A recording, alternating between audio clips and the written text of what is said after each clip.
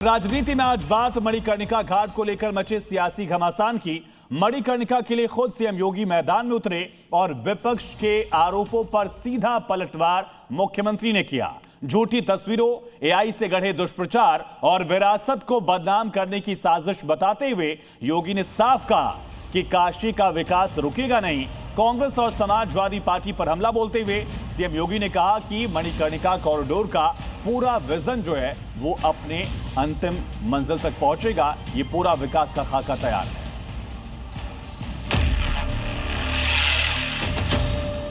कुछ लोग हैं जो काशी की इस विरासत को सदैव बदनाम करते हैं, उसे अपमानित करते हैं। गलत तरीके से हम लोगों ने कोई चीज दिखाई है तो आप उसको साबित करिए। सनातन को बदनाम करने वालों को सीएम योगी की सीधी चेतावनी है। कुछ लोग हैं जो काशी की इस विरासत को सदैव बदनाम करते हैं, उसे अपमानित करते हैं।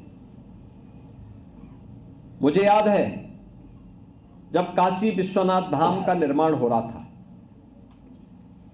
तब भी कुछ लोगों ने साजिशें रची थी और लगातार वे साजिश रचते रहे।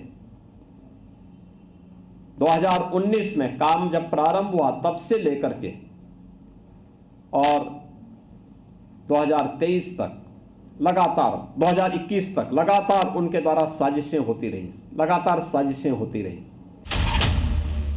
मणिकर्णिका घाट को लेकर सियासी साजिश छेड़ने वालों के लिए मैसेज एकदम क्लियर है। 100 वर्ष पहले माता अन्नपूर्णा की मूर्ति यहां से चोरी करके यूरोप पहुंचा दी गई थी। प्रधानमंत्री जी के प्रयास से वो मूर्ति वापस काशी में वापस आई है और बाबा विश्वनाथ धाम में उसकी स्थापना हुई। आखिर ये प्रयास 1947 से लेकर के लगातार कांग्रेस की सरकारें 14 तक कमोवेश ज्यादा समय थी, क्यों नहीं उन्होंने इस दौरान ये प्रयास किए? क्योंकि उन्हें भारत की विरासत के प्रति सम्मान का भाव नहीं था। काशी में विकास की राह में अड़चन डालने वालों पर योगी का डायरेक्ट अटैक है। इनके द्वारा एआई जनरेटेड वीडियो बना करके मंदिर को तोड़ने का दुष्प्रचार फैलाया जा रहा है, जबकि हर व्यक्ति जानता है कि मणिकर्णिका में जो मंदिर हैं वे वहां पर वैसे मौजूद हैं, वे सभी इस प्रोजेक्ट के संरक्षण के पार्ट बनेंगे। काशी मोक्ष की नगरी, सनातन की शाश्वत पहचान, और आज इसी काशी से सीएम योगी आदित्यनाथ की सनातनी हुंकार गूंज उठी। मणिकर्णिका घाट को लेकर मचे सियासी बवाल पर योगी ने कांग्रेस पर ऐसा हमला बोला कि विपक्ष बैकफुट पर आ गया। अहिल्याबाई होलकर की मूर्ति तोड़ने के आरोपों को झूठ, साजिश और दुष्प्रचार बताते हुए योगी ने साफ कहा कि काशी को बदनाम करने की साजिश रची जा रही है। लोक माता अहिल्याबाई होलकर और आदि शंकराचार्य की प्रतिमा को काशी विश्वनाथ धाम में महत्व मिले, ये प्रधानमंत्री मोदी जी के कारण संभव हो पाया है। पिछले 3-4 दिनों से उनके द्वारा सोशल मीडिया प्लेटफॉर्म के माध्यम से तमाम प्रकार के अनलगल और झूठी तस्वीरें प्रस्तुत करके जनता जनार्दन को गुमराह करने का काम किया जा रहा है। ये वे लोग हैं जिन लोगों ने विरासत का सम्मान कभी नहीं किया। अब जरा ये समझिए कि आखिर सीएम योगी को खुद ग्राउंड पर क्यों उतरना पड़ा। दरअसल काशी के कायाकल्प के लिए मणिकर्णिका से सिंधिया घाट तक कॉरिडोर बनाया जाना है, जिससे घाटों पर आने वाले तीर्थ यात्रियों को बेहतर सुविधा मिलेगी और दोनों घाटों के बीच कनेक्टिविटी बढ़ेगी। लेकिन इसी बीच सोशल मीडिया पर दावा किया गया कि बुलडोजर एक्शन में अहिल्याबाई होलकर की मूर्ति, शिवलिंग और कलाकृतियां तोड़ी गई। इसी दावे के आधार पर कांग्रेस और समाजवादी पार्टी ने बीजेपी सरकार पर हमला बोला। मैं कह रहा हूं दावे के साथ, अगर एआई वीडियो या गलत तरीके से हम लोगों ने कोई चीज दिखाई है तो आप उसको साबित करिए, प्रमाणित करिए, ले आइए सामने, और जो कार्रवाई हो मैं उस पर तैयार हूं। मैं जेल जाने के लिए तैयार हूं। मैं उसके लिए कोई भी सजा कि आप दीजिए, मैं तैयार हूं उसके लिए, किसी भी सजा के लिए। योगी ने इन आरोपों को सीधे सीधे काशी को बदनाम करने की साजिश बताया और मणिकर्णिका घाट के विकास का पूरा मॉडल सबके सामने रख दिया। गंगा जल भराव से अंतिम संस्कार में होने वाली दिक्कतों का समाधान होगा। धार्मिक परंपराओं में बिना हस्तक्षेप घाटों का दीर्घकालीन संरक्षण किया जाएगा। राख प्रबंधन से गंगा जल की स्वच्छता सुनिश्चित होगी। डोम समुदाय के सम्मान के साथ इको फ्रेंडली शवदाह तकनीक अपनाई जाएगी। जल स्तर बढ़ने का भी सुरक्षित निर्माण और लकड़ी भंडारण की पूरी व्यवस्था होगी। वेस्ट मैनेजमेंट, ड्रेनेज और लाइटिंग की सुविधाओं को अत्याधुनिक किया जाएगा। साफ है कि अविनाशी काशी से सीएम योगी आदित्यनाथ ने यह स्पष्ट संदेश दे दिया है कि काशी का कायाकल्प होकर रहेगा और सनातन के खिलाफ अगर किसी ने साजिश रची तो जवाब करारा मिलेगा। काशी से जयपाल के साथ ब्यूरो रिपोर्ट, जी मीडिया। और योगी सरकार का फोकस अब सिर्फ विकास तक सीमित नहीं है, बल्कि उत्तर प्रदेश को देश की सुरक्षा ताकत का बड़ा केंद्र बनाने पर भी योगी सरकार का फोकस दिख रहा है। डिफेंस कॉरिडोर के जरिए यूपी आत्मनिर्भर भारत की ढाल बन रहा है, जहां निवेश, टेक्नोलॉजी और रोजगार एक साथ आगे बढ़ रहे हैं। और यही वजह है कि योगी का डिफेंस ड्रीम अब जमीनी हकीकत बनता दिख रहा है। सीएम योगी का प्रण, यूपी जीतेगा हर रण। योगी ने ठाना है यूपी को डिफेंस हब बनाना है। विकास के पथ पर उत्तर प्रदेश अब सिर्फ संभावनाओं का प्रदेश नहीं रहा, बल्कि उपलब्धियों का नया केंद्र बनता जा रहा है। और अब मुख्यमंत्री योगी आदित्यनाथ ने ठान लिया है कि उत्तर प्रदेश को हिंदुस्तान के डिफेंस मैप पर सबसे मजबूत पहचान दिलानी है। इसके लिए सीएम योगी की पॉलिसी एकदम साफ है। स्पष्ट डिफेंस इंडस्ट्रियल नीति, तेज निर्णय प्रक्रिया और मजबूत इंफ्रास्ट्रक्चर का कमाल दिखने लगा है। इसके चलते देश विदेश की कंपनियां डिफेंस कॉरिडोर में पैसा लगाने के लिए लगातार आगे आ रही हैं। अब तक हम लोगों ने 12,500 एकड़ लैंड डिफेंस मैन्युफैक्चरिंग कॉरिडोर के लिए अलीगढ़, आगरा, कानपुर, लखनऊ, झांसी और चित्रकूट में उपलब्ध करवाया है। यूपी को डिफेंस हब बनाने के लिए सीएम योगी पहले ही 12,000 एकड़ जमीन डिफेंस मैन्युफैक्चरिंग कॉरिडोर के लिए उपलब्ध करा चुके हैं। और अब एक बार फिर यूपी में करीब 1,000 एकड़ अतिरिक्त भूमि आवंटन की तैयारी की जा रही है। यूपी के डिफेंस नोड्स में जमीन आवंटित होने के बाद करीब 3,500 करोड़ के निवेश की संभावना है। हम लोगों ने इस बात को भी सुनिश्चित किया है कि जितना भी लैंड चाहिए और जिस भी प्रकार की सुविधा चाहिए उत्तर प्रदेश सरकार उपलब्ध करवाएगी। सीएम योगी का विजन क्लियर है। यूपी को डिफेंस हब बनाने के लिए हर सहायता और सुविधा निवेशकों को दी जा रही है, ताकि यूपी के 6 डिफेंस नोड्स में आत्मनिर्भर भारत के संकल्प को और बुलंद किया जा सके और हिंदुस्तान को डिफेंस सेक्टर में एक नई ऊंचाई पर पहुंचाया जा सके। यूपी डिफेंस कॉरिडोर में झांसी नोड निवेशकों की पहली पसंद बना है। Goodluck Astra 1,000 crore, Redwood Hodges के 700 करोड़ का निवेश प्रस्ताव है। सीटाडेल और गुरुत्वा जैसी कंपनियों का भी डिफेंस मैन्युफैक्चरिंग में बड़ा दांव है। अलीगढ़, चित्रकूट में हाईटेक डिफेंस और ड्रोन सेक्टर को बढ़ावा दिया गया है। लखनऊ नोड में डिफेंस सपोर्ट और टेक्नोलॉजी यूनिट्स का निवेश प्रस्तावित है। नेक्सा मुंबई, इंद्रप्रस्थ, प्रोमोटेक जैसी कंपनियों की एंट्री हुई है। डिफेंस सप्लाई चेन और टेक्नोलॉजी सिस्टम को बल मिला है। ये योगी की सोच और विजन का ही असर है कि आज यूपी हिंदुस्तान का डिफेंस हब बनकर उभर रहा है। सीएम योगी का डिफेंस ड्रीम अब हकीकत में बदल रहा है, जहां ब्रह्मोस मिसाइल से लेकर मॉडर्न वॉरफेयर के सबसे कारगर हथियार यानी ड्रोन तक यहीं तैयार हो रहे हैं। ब्यूरो रिपोर्ट, जी मीडिया। और अब बात योगी की सनातनी प्रतिज्ञा की। प्रयागराज माघ मेले में कल मौनी अमावस्या के मौके पर सबसे बड़ा स्नान है। इसमें 4 करोड़ श्रद्धालुओं के आने का अनुमान है और इसके लिए खुद सीएम योगी ने एक मेगा प्लान तैयार किया है। संगम नोड पर सनातनियों को कोई दिक्कत न हो, इसके लिए घाटों का विस्तार किया गया है और साथ ही सुरक्षा के पुख्ता इंतजाम किए गए। और यही वजह है कि माघ मेले में सीएम योगी की व्यवस्था से हर रोज नए रिकॉर्ड बन रहे हैं।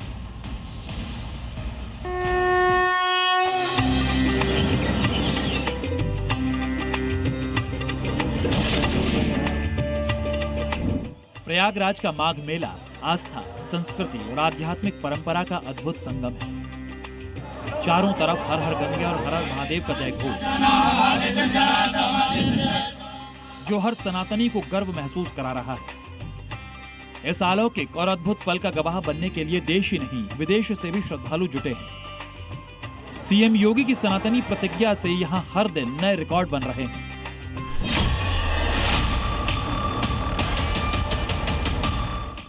कल मौनी अमावस्या है, यानी माघ मेले का महास्नान, जो कि सीएम योगी के लिए किसी अग्नि परीक्षा से कम नहीं है। अनुमान है कि मौनी अमावस्या पर करीब 4 करोड़ श्रद्धालु संगम तट पर आस्था की डुबकी लगाएंगे। मौनी अमावस्या से ठीक पहले श्रद्धालुओं का एक बड़ा जो जनसैलाब है वो यहाँ पर स्नान के लिए पहुंचा है। किस तरीके से श्रद्धालु यहाँ पर स्नान कर रहे हैं उसकी तस्वीरें भी हम आपको दिखा रहे हैं।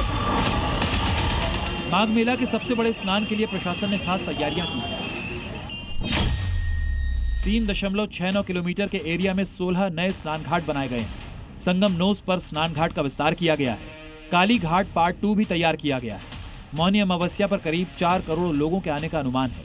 मकर संक्रांति पर करीब 2 करोड़ लोगों ने स्नान किया था। उसका जो एरिया है उसको बढ़ा दिया गया है। हम तस्वीर जो है आपको दिखा रहे हैं, ये संगम नोज की तस्वीर है जहां पर करोड़ों की संख्या में श्रद्धालुओं के पहुंचने का अनुमान है। इसी लिहाज से ये जो पूरा क्षेत्रफल है उसको बढ़ा दिया गया है। तस्वीरों के जरिए हम दिखाने और समझाने की कोशिश कर रहे हैं। एक बड़ा एरिया जो है वो स्नानार्थियों के लिए छोड़ा गया है। यहीं पर आस्था का जो हुजूम है, जो जनसैलाब है, वो 18 जनवरी को मौनी अमावस्या के मौके पर उमड़ने वाला है। करीब 4 करोड़ श्रद्धालुओं के आने का अनुमान है। वहीं मेले में सुरक्षा के कड़े इंतजाम किए गए हैं। कल के लिए 20% अतिरिक्त फोर्स लगाई गई। चप्पे चप्पे पर पुलिस फोर्स के साथ कमांडोज तैनात हैं। साथ ही सीसीटीवी और ड्रोन के जरिए भी निगरानी की गई है। मेला क्षेत्र को एक दिन पहले ही नो व्हीकल जोन घोषित किया गया है। यानी योगी और उनकी टीम दूसरी अग्नि परीक्षा के लिए पूरी तरह से तैयार है। मौनी अमावस्या सबसे बड़ा इम्पोर्टेंट यानी महत्वपूर्ण स्नान पर्व माना जाता है। इस लिहाज से जो जरूरी एहतियाती कदम है सुरक्षा के लिहाज से, मेला प्रशासन उसको लेकर के भी तैयारियों में जुटा हुआ है। गुफरान, जी मीडिया, प्रयागराज। इसी बीच एक बड़ी खबर का रुख करेंगे। माघ मेले में सुरक्षा और सख्त कर दी गई है। एटीएस कमांडो की संख्या बढ़ा दी गई। अब 150 एटीएस कमांडो तैनात किए गए हैं। पहले करीब 80 कमांडो तैनात किए गए थे, इनकी संख्या बढ़ाकर दोगुनी कर दी गई। मौनी अमावस्या से पहले सुरक्षा सख्त कर दी गई है। 2 हाईटेक रॉकेट नाव का भी इस्तेमाल किया जा रहा है। 150 एटीएस के कमांडो और इसके साथ ही 10,000 से ज्यादा पुलिसकर्मी, पीएसी, आरएएफ मौके पर लगातार मौजूद। और यूपी में कानून के राज की तस्वीर साफ है। जहां अपराध होगा वहां कार्रवाई तय है। और सीएम योगी के जीरो टॉलरेंस मॉडल में इनामी बदमाश हो, शातिर लुटेरे हो या फिर नफरत फैलाने वाले गैंग, योगी फोर्स हर मोर्चे पर लगातार एक्शन में है। और यही वजह है कि अपराधियों में खौफ और आम जनता में भरोसा लगातार मजबूत हो रहा है।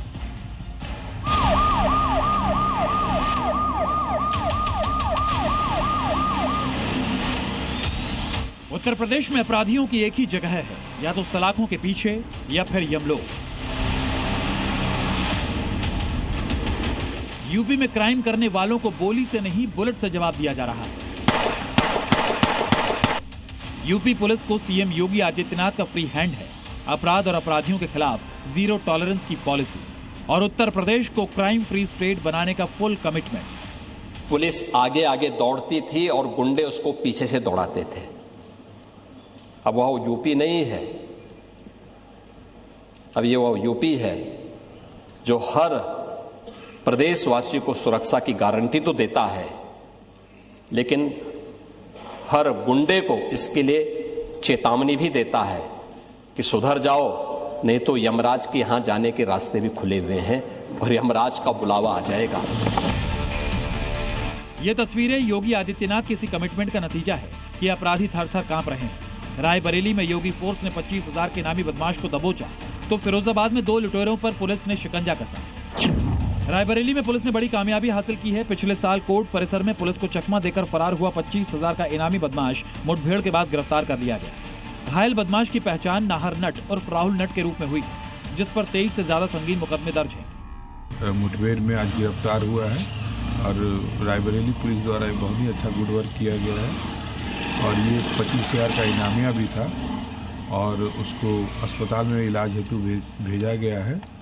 और आगे की जो कार्रवाई है वो पुलिस द्वारा की जा रही है। 13 नवंबर 2025 को बदमाश नाहर नट को पशु तस्करी में कोर्ट में ट्रायल पर लाया गया था। इसी दौरान नाहर नट पुलिस कर्मियों को चकमा देकर फरार हो गया, जिसके बाद से ही उसकी तलाश की जा रही थी। और 3 महीने के अंदर नाहर नट को एनकाउंटर के बाद पकड़ा गया। फिरोजाबाद पुलिस और बदमाशों के बीच मुठभेड़ हुई, जिसमें लूट और चोरी की वारदातों को अंजाम देने वाले 2 शातिर बदमाश को योगी फोर्स ने लंगड़ा बना दिया। बदमाशों ने पहले पुलिस पर फायरिंग की, जिसके जवाब में हुई कार्रवाई में दोनों के पैर में गोली लगी। पुलिस ने उनके कब्जे से अवैध तमंचे, कारतूस, चोरी की नकदी और बिना नंबर का ऑटो बरामद किया है। इन दोनों के खिलाफ रबीउल रबिया के खिलाफ 17 मुकदमे और किताब सिंह के खिलाफ 9 से अधिक मुकदमे विभिन्न थाना क्षेत्रों में दर्ज है। ये अंतर जनपदीय चोर हैं। फिलहाल इन दोनों का हम लोग पुलिस सुरक्षा में इलाज करवा रहे हैं। इसमें आगे की जो भी आवश्यक वैधानिक कार्रवाई हम लोग करेंगे। योगी फोर्स ने नफरत फैलाने वाले गैंग पर भी शिकंजा कसा है। बरेली में सोशल मीडिया के जरिए सांप्रदायिक नफरत फैलाने और मॉरल पुलिसिंग के नाम पर मुस्लिम लड़कियों को डराने धमकाने वाले हैदरी दल के सरगना मजहर को गिरफ्तार कर लिया गया। मजहर झारखंड का रहने वाला है और लंबे समय से हैदरी दल के नाम से सोशल मीडिया प्लेटफॉर्म पर भड़काऊ और एडिट किए गए वीडियो पोस्ट कर रहा था। बरेली के भी संदर्भ में इसके द्वारा कुछ भड़काऊ पोस्ट किए गए हैं। इन सभी चीज़ों के कारण इसे आज गिरफ्तार कर माननीय न्यायालय के समक्ष पेश किया जा रहा है तथा थाना हाजा पर अन्य आवश्यक वैधानिक कार्रवाई प्रचलित है। योगी राज में मैसेज क्लियर है, अपराध किया तो अंजाम भुगतना ही होगा, क्योंकि योगी आदित्यनाथ यूपी को अपराध मुक्त कराने की शपथ ले चुके हैं। ब्यूरो रिपोर्ट, जी मीडिया। भोपाल के सरकारी स्कूलों में 6 महीने पहले बच्चों की आंखों का टेस्ट हुआ, चश्मे देने का वादा भी किया गया। जी न्यूज ने इस योजना की पड़ताल की, जिसमें चौंकाने वाला खुलासा हुआ है। आधे से ज्यादा बच्चों को 6 महीने बाद भी चश्मे नहीं मिले हैं और इसकी वजह से कई छात्रों की नजर और ज्यादा कमजोर हो गई है। स्वास्थ्य विभाग अब भी चश्मे देने का वादा लगातार कर रहा है, लेकिन अब पुराने नंबर के चश्मे किस काम के हैं, ये रिपोर्ट देखिए। क्या लिखा हुआ है? X O T V H। इन बच्चों को चश्मे की दरकार है, पर इन्हें समय से चश्मा नहीं मिला है। ये नंबर बदल गया 6 महीने में। ये वो नौनिहाल हैं जिनकी आंखों में भविष्य के सपने हैं। बच्चों की आंखें सिर्फ देखने का जरिया नहीं होती, ये सपने देखती हैं, उम्मीदों से भरी होती है और भविष्य की तस्वीर बनाती है। लेकिन जब बात इन बच्चों की आंखों की देखभाल की होती है तो लापरवाही और गैर जिम्मेदारी की खबरें निकलकर सामने आती हैं। मध्य प्रदेश की राजधानी भोपाल के एक सरकारी स्कूल से भी लापरवाही की कुछ ऐसी ही तस्वीरें जी इन्वेस्टिगेशन में सामने आई हैं। जी न्यूज की पड़ताल में यह बड़ा खुलासा हुआ है कि 6 महीने पहले सरकारी स्कूल में आंखों की जांच हुई थी। बच्चों की आंखों के नंबर लिए गए थे। जांच में पता चला कि कई बच्चों को चश्मे की जरूरत है, लेकिन 6 महीने बाद भी बच्चों को चश्मा नहीं मिला है, जिसका असर बच्चों की पढ़ाई पर पड़ रहा है।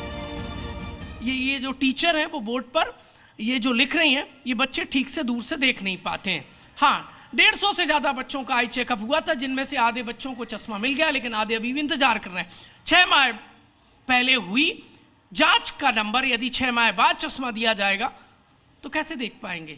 यानी स्वास्थ्य विभाग भूल गया है। जुलाई 2025 में शिक्षा विभाग और स्वास्थ्य विभाग की तरफ से भोपाल के सरकारी स्कूल में पढ़ने वाले बच्चों की आंखों का टेस्ट किया गया था।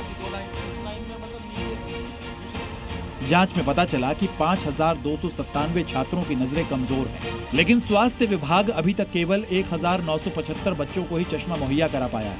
बाकी चश्मे 6 महीने बाद भी बच्चों को नहीं दिए गए और अब हालात ये हैं कि कई बच्चों की आंखों का नंबर बढ़ चुका है। हमें अभी दिख नहीं रहा, थोड़ा धुंधला धुंधला दिखाई दे रहा है। घर वालों से नहीं बोलते आपके चश्मा बनवा दो आपके लिए? बोला था।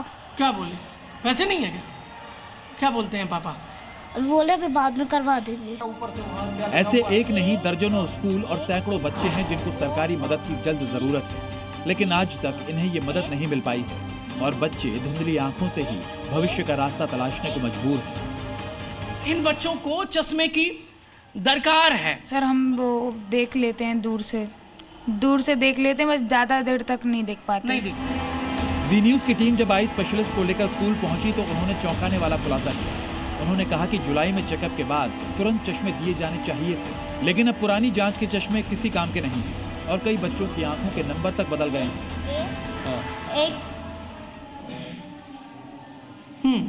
आगे बढ़िए।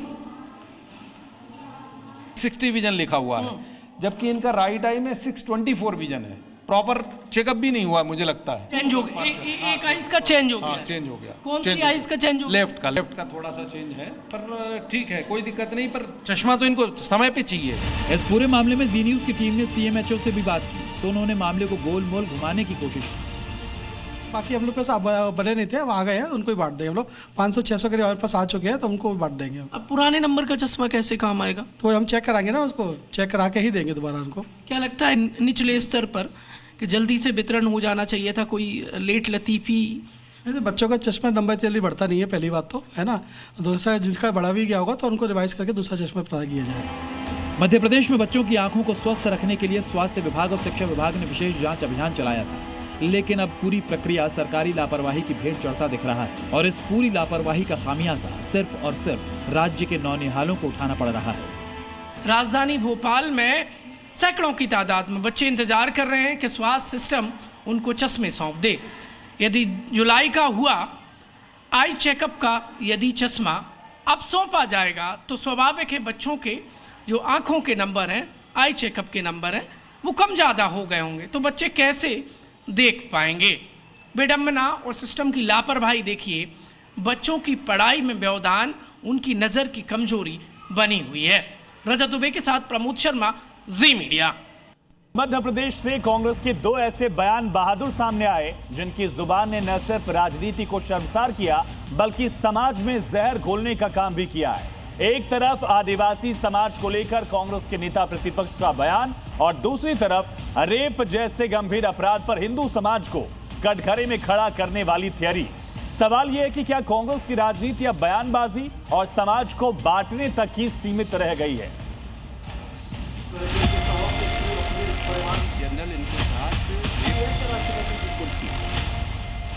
उसी खूबसूरत लड़की दिखी, सुंदर, अति सुंदर, तो उसका ब्रेन है वो इधर वो विचलित हो सकता है, तो रेप हो सकता है। कांग्रेस से मध्य प्रदेश के दतिया के विधायक हैं, माननीय हैं, समाज के अनुकरणीय हैं, लेकिन इनकी जबान से निकले शब्द इनकी घटिया सोच को उजागर कर रहे हैं। रेप जैसे जघन्य अपराध पर कांग्रेस विधायक की यह थ्योरी किस सोच को दर्शाती है बताने की जरूरत नहीं। क्यों होता है बलात्कार?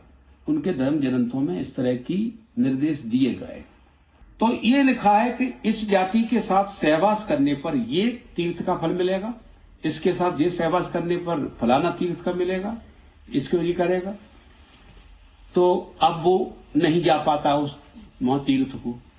उन धर्म ग्रंथों में जो लिखा है नहीं जा पा रहा, तो घर बैठे विकल्प क्या दिया गया है? घर बैठे इनकी औरतों को पकड़ करके सहवास कर दो तो फल मिल जाएगा। हिंदू समाज से नफरत इस लेवल की है कि अपनी जबान पर हिंदू शब्द तक नहीं लाना चाहते, लेकिन हिंदुओं को निशाना बनाने के लिए रेप पर अपनी अलग थ्योरी गढ़ने में इनको कोई परहेज नहीं है। बल्कि जी न्यूज से बातचीत में भी फूल सिंह बरैया ने एक बार फिर वही विवादित बयान दोहरा दिया। कितने रेप होते इंडिया में? नहीं होते। क्यों होते हैं? आपने कोई कभी खोज की इसकी? ये क्यों होते हैं? जी खूबसूरत महिला है ये।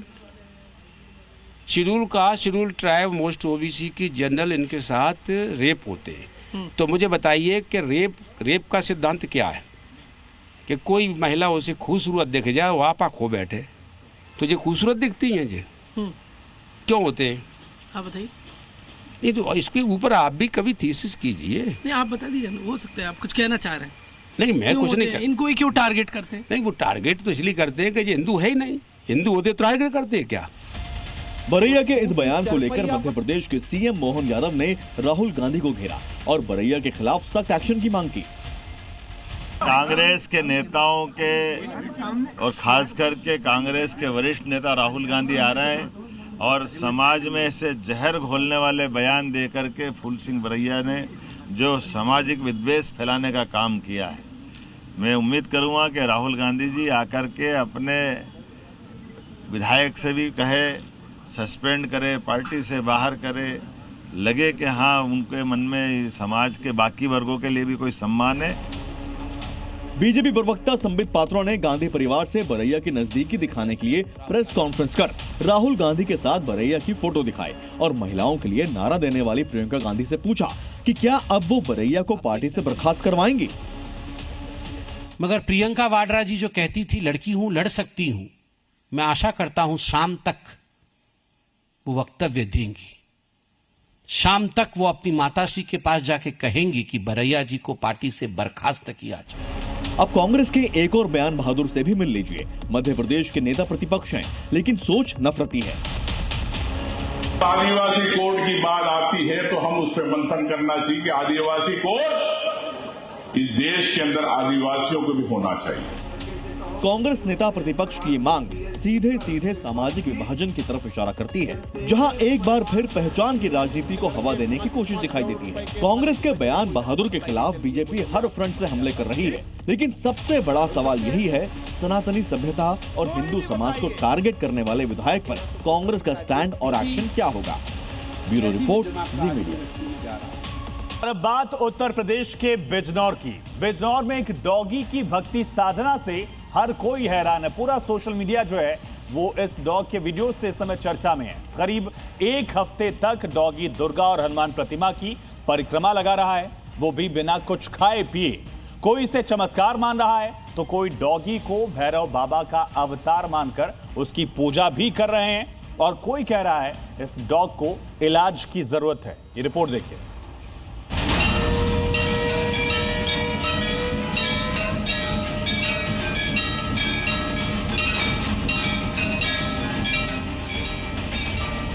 बिजनौर में श्वान की भक्ति साधना।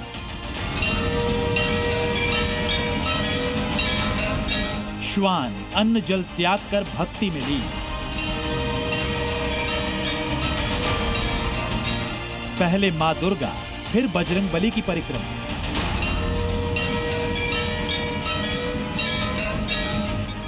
ये तस्वीर देखकर शायद आपको अपनी आंखों पर विश्वास ना हो रहा हो, लेकिन जो आप देख रहे हैं वो बिल्कुल सच है। ये कोई धोखा नहीं और ना ही एआई जनरेटेड वीडियो है। डॉगी की भक्ति किसी चमत्कार से कम नहीं, जिसकी चर्चा सोशल मीडिया से लेकर हर घर तक हो रही है। डॉगी बजरंगबली और मां दुर्गा की साधना में लीन है, तो दूसरी तरफ लोग कुत्ते को भैरव बाबा का अवतार मानकर पूजा कर रहे हैं। एक एक कर डॉगी के सामने आकर माथा टेक रहे हैं। चक्कर लगा रहे थे बार बार। उसके बाद इन्होंने परिक्रमा सुबह के 4 बजे से कम उस दिन 3 बजे तक करी। ये भैरव बाबा का चमत्कार है जो हो रहा है मंदिर में। चमत्कार है, भैरव बाबा हैं ये। आज 7 दिन हो गए इनको। हैरान करने वाली ये तस्वीर यूपी के बिजनौर की है, जहां पर 200 साल पुराने नंदलाल देवता मंदिर में डॉगी अन्न जल छोड़कर तपस्या में लीन है। डॉगी ने पहले मां दुर्गा की मूर्ति के चक्कर लगाए और अगले दिन सुबह ब्रह्म मुहूर्त से हनुमान जी की परिक्रमा करने लगा। परिक्रमा के दौरान कुत्ता ना तो कुछ खा रहा है और ना ही पानी पी रहा है। और अब अगर आप देखें तो प्रशासन की तरफ से भी यहाँ पर टीम पहुंची हुई है। इसके पहले भी तमाम यहाँ पे चिकित्सक भी पहुंचे थे जिन्होंने इसकी जांच की। फिलहाल एसडीएम यहाँ पर मौके पे हैं और चूंकि यहाँ पर अगर आप देखें तो हर तरफ से लोग यहाँ पर आसपास के तमाम इलाकों से लोग पहुंच रहे हैं और भीड़ भी इकट्ठा हो रही है यहाँ पे। कई दिन लगातार बिना खाए पिए साधना कर रहे डॉगी के शरीर में डिहाइड्रेशन की आशंका है, इसलिए गांव वालों ने डॉक्टर को बुलाया। हनुमान भक्त डॉगी के सामने नरम गद्दे और गर्म रजाई की व्यवस्था की गई। डॉक्टर ने डॉगी को ड्रिप लगाई और इलाज शुरू कर दिया गया। अन्न जल छोड़ तपस्या कर रहे डॉगी ने गांव वालों का दूध भात सूंघा तक नहीं है। डॉक्टर टीम चेक करने आई थी, बिजनौर से आई थी और नगीने की भी टीम आई थी। डॉक्टर चेक करके गए हैं, वो बोले ठीक है, कोई दिक्कत वाली बात नहीं है। कुछ लोगों ने अफवाह भी उड़ाई थी कि पागल है, ऐसा कुछ नहीं है। डॉक्टर साफ कह गए हैं भैरव का रूप है, आप लोग मान रहे हैं। बिल्कुल ऊपर वाले की कृपा है, ऊपर वाले का चमत्कार है। बिजनौर के नंद गांव में श्वान की तपस्या की खबर दूर दूर तक फैल चुकी है। हर रोज हजारों लोग हनुमान भक्त इस डॉगी के दर्शन करने के लिए पहुंच रहे हैं। बिजनौर से ब्रजेश तिवारी के साथ ब्यूरो रिपोर्ट, जी मीडिया।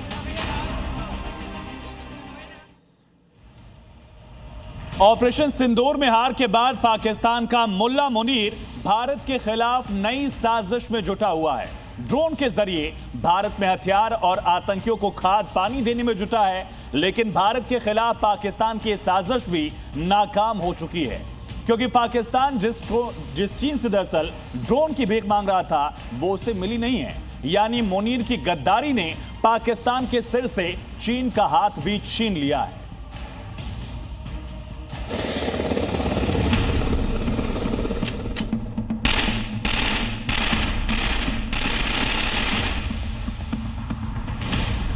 भारत से मुनीर जंग हारा, चीनी ड्रोन आखिरी सहारा। पाकिस्तान की नई साजिश, चीन से मांगी ड्रोन मदरशिप तकनीक। ऑपरेशन सिंदूर में भारतीय सेना ने ऐसा शौर्य दिखाया कि पाकिस्तान का मुल्ला मुनीर अब तक सदमे में है। वो खौफ में है कि भारत ना जाने फिर कब हमला कर दे। ऑपरेशन सिंदूर से डरकर पाकिस्तान सरकार और CDF मुनीर भारत के खिलाफ नई साजिश में जुटा है, क्योंकि भारतीय सेना ने आतंकियों का रूट बंद कर दिया है।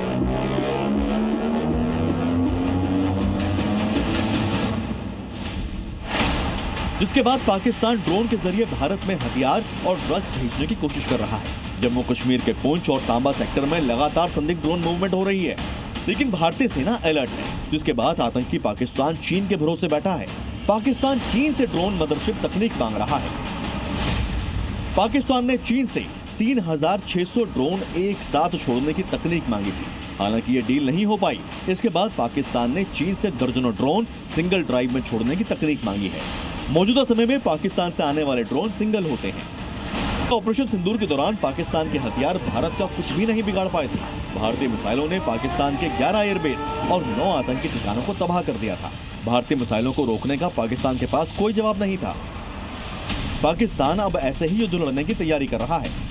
पाकिस्तान अक्सर ड्रोन के जरिए सीमा पार छिपे आतंकियों के लिए हथियार और सामान गिराने की कोशिश करता है। ड्रग्स तस्करी के लिए भी उनका इस्तेमाल होता है। नए साल में अंतर्राष्ट्रीय सीमा और नियंत्रण रेखा के अलग अलग सेक्टरों में करीब 10 से 15 बार ड्रोन मूवमेंट हुई, लेकिन भारतीय सेना बॉर्डर पर अलर्ट है। हर बार पाकिस्तान की साजिश को नाकाम कर दिया गया। यानी जमीन से आसमान तक सेना पाकिस्तान के हर नापाक मंसूबों को नाकाम कर रही है। एक तरफ बॉर्डर से आतंकियों की घुसपैठ पर रोक लगाई गई, तो दूसरी तरफ बॉर्डर पर मंडराने वाले ड्रोन को मार गिराया जा रहा है। और दूसरी तरफ मुनीर की गद्दारी ने पाकिस्तान के सिर से चीन का हाथ भी छीन लिया है। ब्यूरो रिपोर्ट, जी मीडिया। पाकिस्तान के प्रधानमंत्री कार्यालय की हैरान करने वाली तस्वीर सामने आई। इस तस्वीर में प्रधानमंत्री शहबाज शरीफ के साथ मुल्ला मौलानाओं के साथ ही कुछ ऐसे चेहरे भी दिख रहे हैं जो जैश और लश्कर जैसे आतंकी संगठनों में रहे हैं। तो ऐसे में बड़ा सवाल ये कि क्या शहबाज शरीफ अब आतंकियों को पनाह ऐसे खुलेआम देंगे? पाकिस्तान का ये ओपन सीक्रेट भला किससे छिपा है कि दुनिया में यही एक देश है जो खतरनाक आतंकियों को पनाह देता है। जिन्हें वो धर्मगुरु कहता है, वो पाकिस्तान में आतंकियों की ट्रेनिंग कैंप और सुसाइड बॉम्बर्स का स्क्वाड तैयार करते हैं। मौलाना मसूद अजहर से लेकर हाफिज सईद जैसे मोस्ट वांटेड आतंकियों के बारे में क्या दुनिया को बताने की जरूरत है? लेकिन अब शहबाज की बेशर्मी देखिए। पीएमओ में जिहादियों को बुलाया,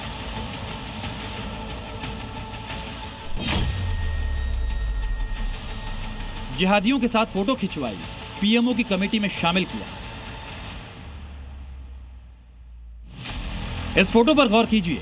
तस्वीर में जो चेहरे सीधे और शरीफ मुस्लिम धर्मगुरु की तरह दिख रहे हैं, वो दरअसल लश्कर तैयबा और जैश ए मोहम्मद के आतंकी या फिर उनके ट्रेनर और माइंड वॉशर्स हैं।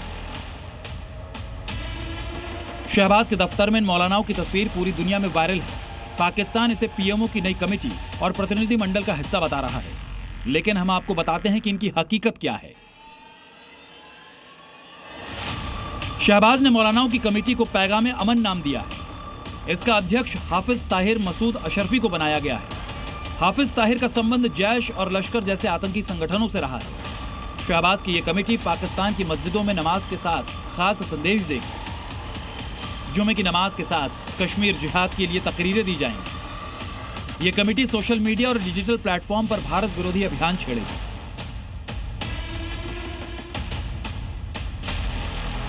शहबाज की कमेटी को लेकर जो खुफिया रिपोर्ट्स बताती हैं, उसके मुताबिक कमेटी के मौलाना और हाफिज उन आतंकी ठिकानों को फिर से खड़ा करने की तरकीबें बताएंगे जिन्हें भारत ने ऑपरेशन सिंदूर में नस्तनाबूद कर दिया है। चित भी मेरी, पट भी मेरी। कुछ लोगों की सोच ऐसी ही होती है। वो सिस्टम में रहकर ही सिस्टम को खोखला करने का तरीका ढूंढ लेते हैं और फिर उसे अपने मुनाफे का सिस्टम बना लेते हैं। आज हम एक ऐसे ही शख्स से जुड़ा खुलासा दिखाने जा रहे हैं जो हैं तो देश के जाने माने कॉरपोरेट वकील, लेकिन उन पर आरोप है कि उन्होंने अपने पेशे की आड़ में बैंकों को नुकसान पहुंचाया और ऐसा जाल बुना कि डूबती हुई कंपनियों को खुद ही के नाम करवा लिया।